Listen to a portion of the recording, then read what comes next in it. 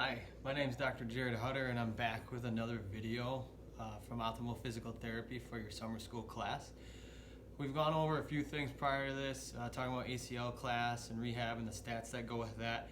Today, I wanted to go over some of the concussion testing and some of the stats that we see in sports today, and what we can do here, even at the clinic, to help speed up that process following a concussion, getting you back to work, school, or the sport that it may have come from.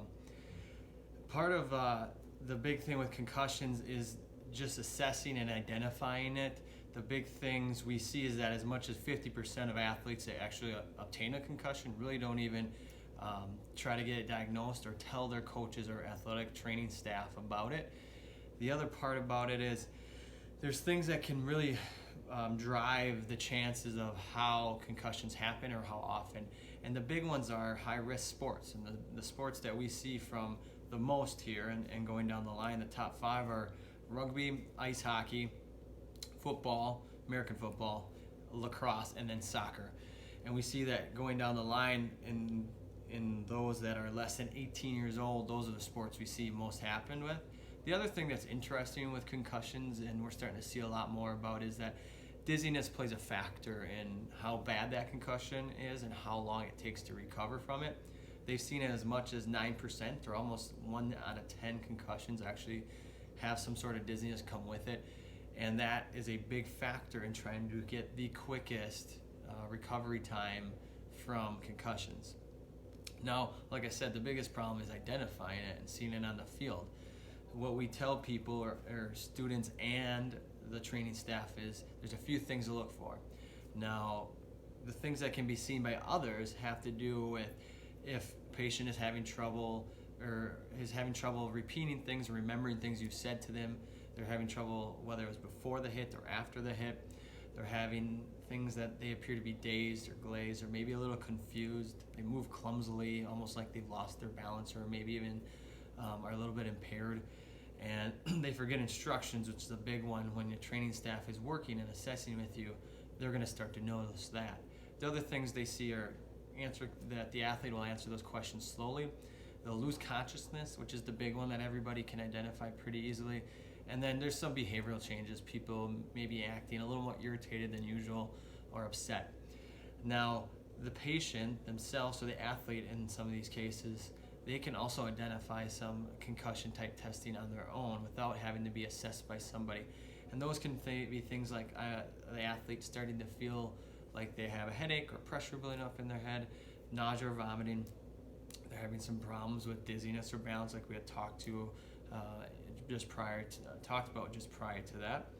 They're bothered by light or noise that can set off headaches, that can set off irritations, make things hard around them or even hard to concentrate.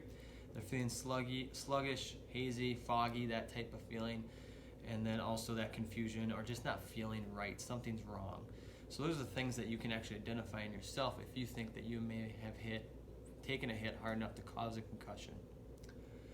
There's a few things that really set off what we call danger signs, and those really drive us into different paths of how we treat this or the immediate care to follow if a concussion's occurred. And those can be slurred speech, weakness right away seen after a hit, numbness or decreased coordination. They have repeated vomiting or nausea immediately after a hit or an event, and they also can lose that consciousness. Now, if we see that, our plan of action if you have an athletic trainer in the field or a medical provider there, they're going to make you go to the emergency department immediately, because those are danger signs in our eyes. Now, we talked a little bit now just about that immediate care. So if you have those danger signs, you should go to the ED, but it's not always like that, especially if it's kind of on that borderline where you might not even be identifying yourself, or there's no clear signs or symptoms to be seen immediately. Because what we've seen is some signs or symptoms actually take time. They don't always come right after hit. Sometimes it's days, maybe in weeks, that some of these symptoms will pop up slowly.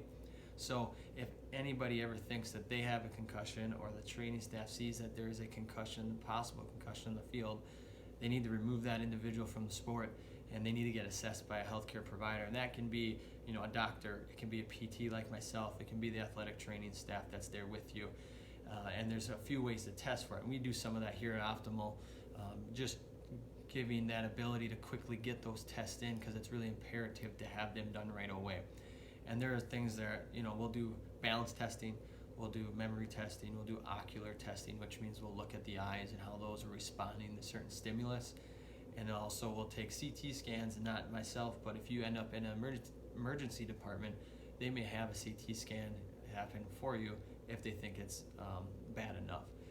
The one thing we can do here are neurocognitive or neurophysiological type testings, and they're usually big tests like ACE or the acute concussion evaluation. We here do a SCAT, which is sport or specific concussion athletic testing here, and there's other ones down the line. There's so many, it really is a preference of that healthcare provider.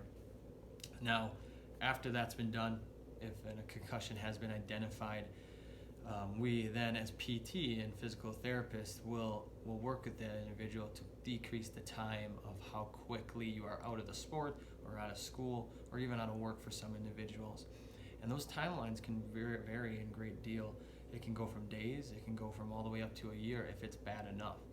Now, if it gets up to that year mark, it kind of transitions into something that's called post-concussion syndrome, and that's a whole nother deal of trying to work with the individual to get them back through a lot of these symptoms that have just lasted way too long. Now, when we initially work with athletes, we want them to start to rest, and we don't mean rest by napping, going to sleep. We actually mean just limit the chances that you might injure yourself again or cause another concussion.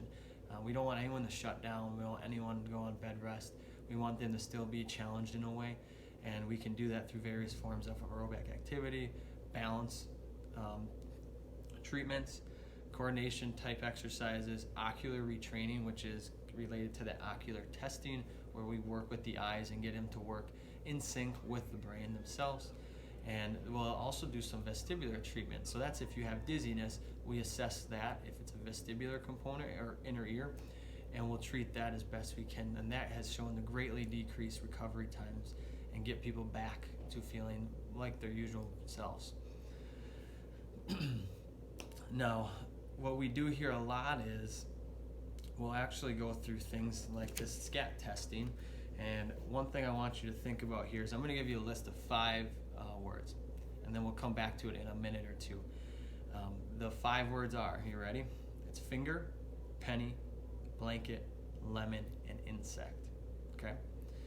Now, one of the other tests that we'll do with people is the ocular testing. It's actually taking an eye chart, and we'll have people look and read down as far as they can. So we get that initial, how good is your eyesight on its own. And then we'll do things like shaking your head and you trying to read this, and we'll see if you stay on the same line or if you actually jump up a line or 2 or even 3 sometimes.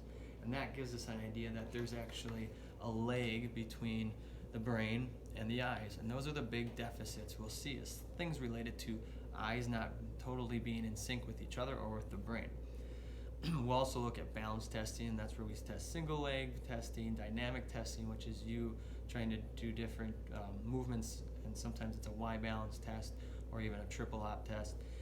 We'll even do things that are immediate, like memory type things. So if you remember now, it's about a minute here, so it should be kind of easy for those in the room. What are those 5 words that I went over? I'll give you a couple seconds here. Now those 5 words were finger, penny, blanket, lemon, and insect. How many did you get right? Now the big things is we want to see you get all 5 right. Now if you miss 1 or 2, it's okay. But what we do is really to make sure that we know what's appropriate and normal for yourself is baseline testing. Baseline testing happens prior to the season.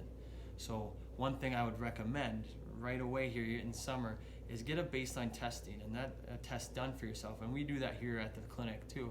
And that we want to make sure we know what's your memory, what's your coordination, what's your balance, and so on before you even get into the sport. And then if a possible concussion happens, we'll take that test and do the same exact thing, and we'll see if there's any differences, great or small, in where you're at after a possible concussion. And that'll tell us if you're ready to go back or how long we should probably wait to get you back, because we'll repeat that test as we rehabilitate you from a concussion to your full participation in sports. So I thank you again for listening to me go through concussion testing and some of the things we can do with individuals. You'll hear another video from me shortly and over at athletes and how we work with them and how we manage those cases here. Thanks and have a good day.